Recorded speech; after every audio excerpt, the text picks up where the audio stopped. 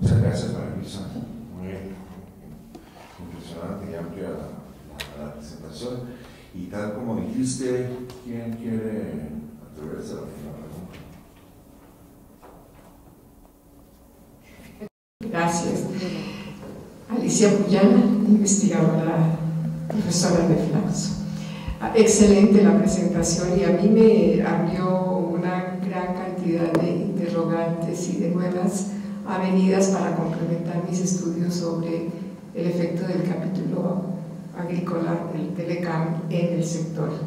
Una pregunta, ¿han calculado ustedes, primero la siguiente, después de estas reformas y el traslado del manejo del agua a los que usan en los distritos de riego, ¿se modificó el precio y el subsidio en el agua? Segundo, hay estudios que sugieren que hay un gran subsidio a los importadores y a los consumidores estadounidenses de productos agrícolas mexicanos por el subsidio al agua.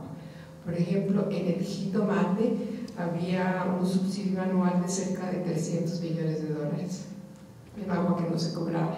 ¿Eso todavía existe o no se resolvió? Y lo tercero es, en alguna parte leí, trabajé un poco, que el desperdicio de agua en los distritos de riego, porque se cobra por unidad, por unidad servida, ¿no? Por hectárea servida, y no se cobra el agua, abastecería o bastaría para abastecer el consumo y el desperdicio del agua en las ciudades.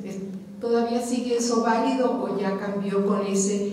Y después otras cosas sobre el cambio de los agricultores. Eso me pareció realmente muy valioso y me gustaría invitarte para que escribamos un artículo ahí con esto. ¿Hay otra pregunta para agrupar unas preguntas? Por el momento, no. Bueno, mira, Alicia, yo creo que primero tenemos que diferenciar entre productores de distrito de riego que se abastecen de agua superficial y productores de agua subterránea. La diferencia está en el subsidio a la electricidad para el bombeo del agua. El agua todavía no tiene un costo como tal, tiene un costo por el manejo en los distritos de riego porque hay que mantener a las asociaciones de usuarios, a toda la estructura de administración y de operación del agua en las redes secundarias y primarias cuando no hay todavía una sociedad responsable limitada porque se hace cargo el Estado. Sigue siendo una discusión el cobro del agua. En el caso particular de los distritos de riego, desde la década de los 90, la intención de la transferencia, uno de los objetivos fundamentales, era instalar el tema del pago del agua.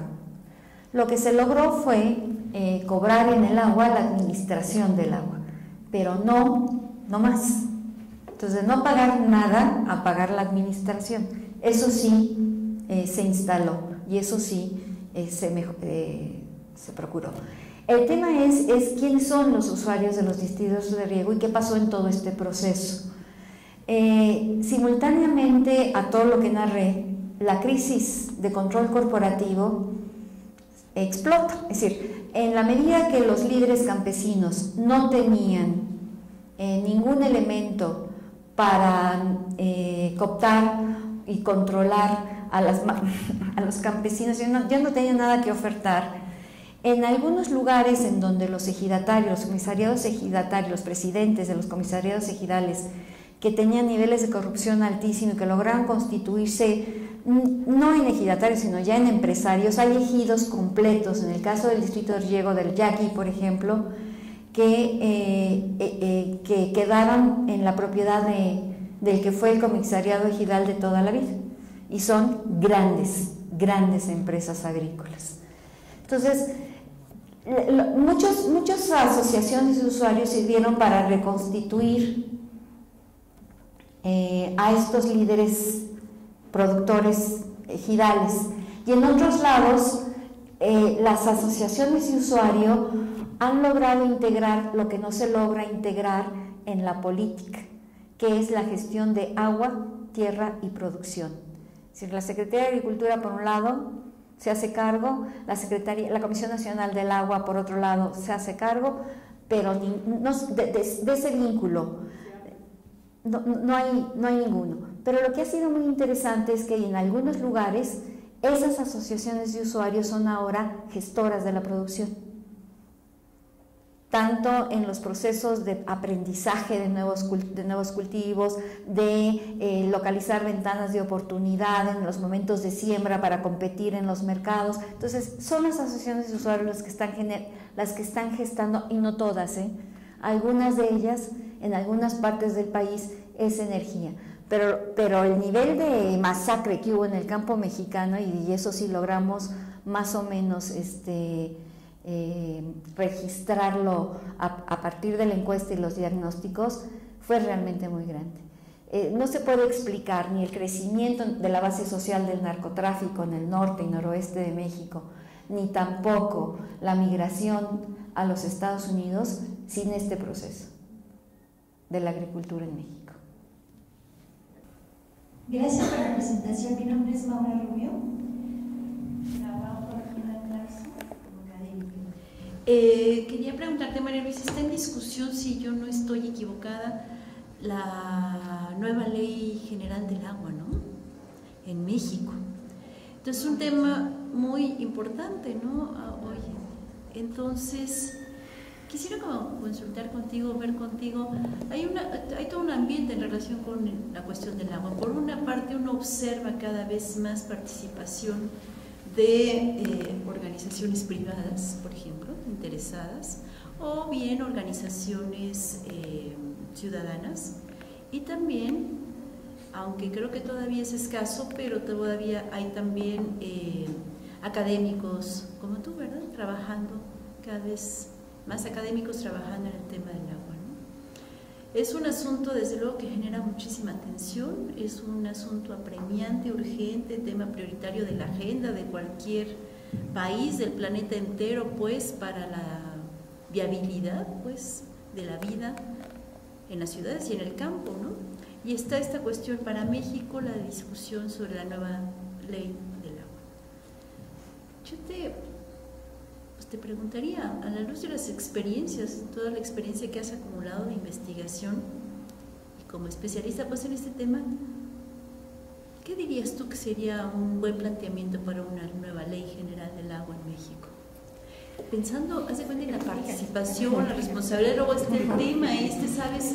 El tema es que está también el tema de los derechos humanos, ¿no? Y la reforma constitucional relativa a los derechos humanos. Esa ya fue, esa ya se aceptó. De manera que no solamente es un recurso. Y esa tiene una resolución en el doble sentido. O es un patrimonio de la biosfera, además de que o recurso o patrimonio es además un derecho.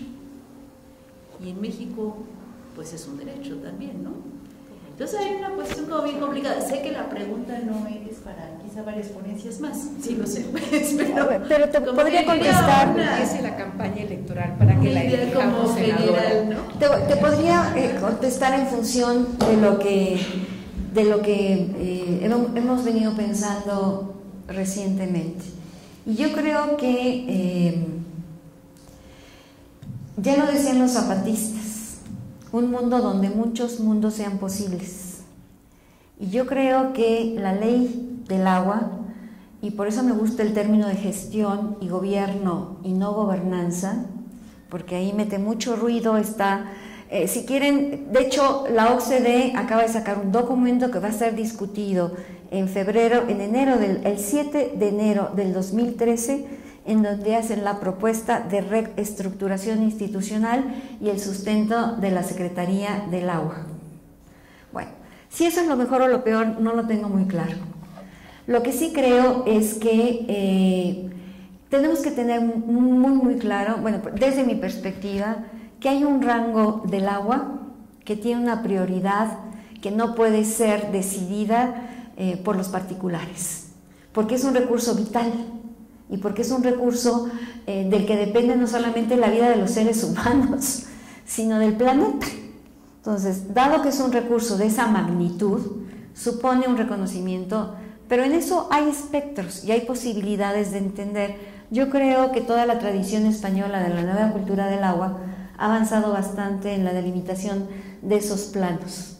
Lo que es el agua como patrimonio de la biosfera, lo que es el agua como recurso público, lo que es el agua y derecho, el agua como derecho humano, el agua como recurso público y el agua como necesidad económica, porque la industria la va a usar porque tiene una función económica. Entonces, en todos esos planos simplemente hay que legislar para que eso prevalezca y no confundir cuál es el plano de lo público, cuál es el plano de lo privado y qué tiene preeminencia. Yo creo que la ley en México siempre ha sido muy clara: el agua es de la nación. Claro, la nación está desapareciendo, entonces ahora tenemos que ver, el agua es de la humanidad, el agua es del planeta, el agua de quién es de todos, ¿no? Es toda una discusión. Sí, yo veo varias tensiones aquí bien fuertes desde tu presentación y ahora contate, nota de Maura. Primero, digamos, todo este proceso muy claramente descrito por ti sobre los cambios administrativos del sector agua, me recordaron toda esta propuesta de la Unión Europea y de la reforma del Estado, que había que burocratizar o despolitizar muchas decisiones que estaban antes en el ámbito nacional y que eran políticas, sueldos, cosas de estas, y también el agua. Pero también para legitimar ese proceso y para legitimar la reforma en el manejo, es decir, pasarla más hacia el lado de la mercancía, se invita a la participación ciudadana. Y la participación ciudadana pues puede decir de A a Z, no se sabe, ¿no? Entre menos manipulada esté, más difícil es que avale ese proceso. Esa es una tensión que la veo muy clara allí, ¿no? Y más aún en una sociedad, en un estado en donde ha sido siempre una toma de decisiones muy vertical. Y la segunda gran tensión es entre esto último que tú dices. Hay la conciencia de reducir el consumo de petróleo porque contamina, pero desde antes hubo la conciencia de economizar petróleo porque se iba a acabar. Todavía no veo ninguna propuesta de eso. Es más, la reducción del consumo del petróleo ahora va hacia el shale gas, que es extraordinariamente intensivo en el uso del agua. Y los cambios tecnológicos, muchos han sido no ahorradores de agua, sino ahorradores de otros recursos y muy consumidores de agua, todos los plásticos y todo eso. Entonces, allí yo veo que esa tensión, y en el último documento de seguridad nacional que aprobó hace un año el presidente Obama, felizmente reelegido a pesar de todo, es que el agua es un interés nacional, de seguridad nacional, y él dice: todo lo de seguridad nacional nosotros usaremos el poder blando, el poder duro, las armas y todo para garantizarlo, y América Latina es la única reserva de agua dulce, renovable que tiene Estados Unidos. Entonces yo allí veo una tensión, que los márgenes de maniobra para México son muy estrechos. Sí lo son. Sí lo son. Y la situación no es sencilla. Sin embargo, como tú dices, yo creo que este tema de no tener una política realmente de gobierno del agua clara, que suponga realmente el considerar lo que dice, por ejemplo, la gestión integral de los recursos hídricos, la GIP, que tiene que ser un recurso equitativo, sustentable, que nadie diría no a lo que está diciendo, porque es lo que todo el mundo desearía. El tema es cómo se logra esto. Pero los niveles de irracionalidad son grandísimos. Alicia comentaba hace un rato que, por ejemplo, en el caso del Distrito Federal, la construcción del Cutzamala fue una obra costosísima. Y el costo de traer el agua desde Valle de Bravo, lo que implica subirla, el costo en bombeo es altísimo. Ya no te digo de lo que se depredó y se arrasó en las comunidades donde pasó y se entubó el río. Pero lo que te quiero comentar es que el volumen que se trae a la Ciudad de México a través de ese sistema es del 30%, y reconocido por el sistema de agua de la Ciudad de México se pierde en la red el 40%. Entonces, ese es el nivel de absurdo que vivimos con respecto, cuando le dicen a la población, cierra la llave, por supuesto, pero si tú ves, por ejemplo, en las zonas rurales y en las zonas marginales, la cantidad de reuso que se le da al agua y la manera como se le valora, porque tenerla, puede que tengas que caminar 4 kilómetros y acarrearla otros 4 cargándola sobre el lomo, y no de un burro sino el propio, la vas a cuidar muchísimo, ¿verdad? Y creo que cada vez en la ciudadanía hay mayor conciencia de lo que eso significa. Es decir, la gente de los estratos medios, cada vez, los que no la tienen porque no la tienen y la rehusan y la cuidan, con la que se bañan, la utilizan después para el WC, y si sobró para trapear, cosas de ese tipo. Pero analizando en el estudio que hicimos en Milpalta, de los usos que le dan al agua y del reuso que le dan, es impresionante. Es como en Europa. Nos comentaban que cuando ya llegaba un vaso de agua a la ciudad de Londres, ya había sido bebida 10 veces antes. Y eso nada más con respecto al acceso, pero si nos vamos al tema de la calidad del agua y el problema de la contaminación, realmente es una situación muy complicada. En Europa, por ejemplo, las técnicas que están utilizando para analizar la calidad del agua es para estimar la cantidad, lo que se ha descubierto, que la cantidad de antibiótico y de Prozac que hay en el agua, y que no había técnicas para eliminarlo. El mundo feliz de Aldous Huxley. Bueno, aquí en México ni siquiera tenemos idea si eso existe, ni siquiera tenemos idea. Ya nos preocupamos si hay órganos fosforados y organoclorados en el agua, y eso todavía no se miden. Lo que se mide en los distritos de riego es salinidad y no se mide otra cosa, y el tratamiento que se le da es cloración. Entonces, bueno, realmente es una situación complicada.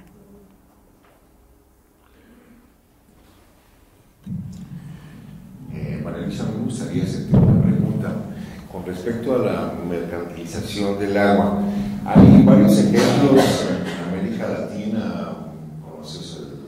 ¿Recuerdas el de Cochabamba en Bolivia, en que el gobierno les dio a una empresa el uso completo del agua de la ciudad de esa empresa, aún digamos los pozos que habían sido utilizados por los habitantes durante más de 200 años empezaron a cobrárselos a ellos, y hasta los sistemas comunitarios de acopio de agua de lluvia.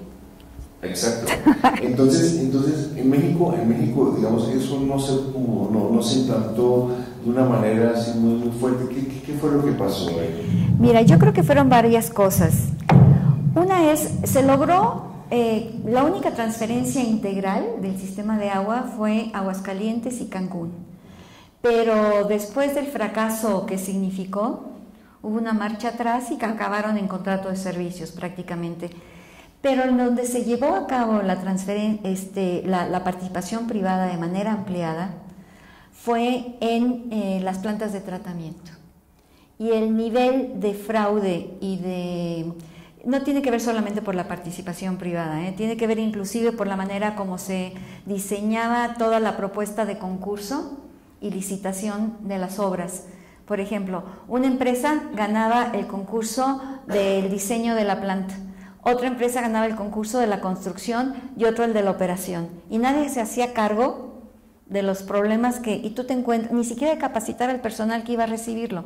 Entonces, es ese tema de construir en lo observable en lo inobservable, y que toda transferencia de tecnología implica una cultura en correspondencia, es algo que parece muy sencillo, pero tiene un nivel de complejidad muy grande. Y que de verdad la reconversión productiva no es un acto voluntarista, sino hay que construir una cultura en correspondencia, si no, no hay manera, punto.